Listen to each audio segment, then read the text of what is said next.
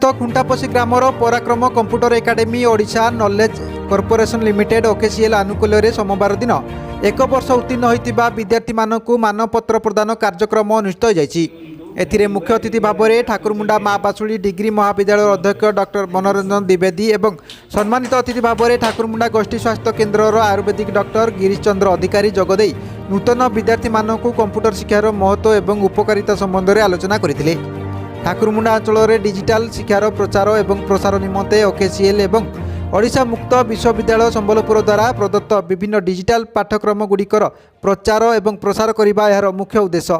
सांप्रतिक समय कृत्रिम बुद्धिमत्ता एआई रोबोटिक मेसीन आईओटी आदि व्यवहार तथा दक्ष होगा सह सरकारी चाकरी पाई आवश्यक पड़ुवा ओकेसीएल एवं ओडिशा मुक्त विश्वविद्यालय संबलपुर द्वारा प्रदत्त ओएससीआईटी इत्यादि पाठ्यक्रम वैध प्रमाणपत्र संपर्क में प्रचार पत्र बंटन कर कार्यक्रम अनुष्ठित प्रशिक्षिका गायत्री महांत एवं अनुष्ठान छात्र छात्री उपस्थित रही सहयोग करथिले। अनुष्ठान निर्देशक इंजीनियर सुशांत कुमार महांत उपस्थित अतिथिवृंद को सेमानंकर बहुमूल्य समय पर कृतज्ञता ज्ञापन करथिले। मयूरभंज जिला ठाकुरमुंडारू Laxminarayan Routray report Odisha news TV live.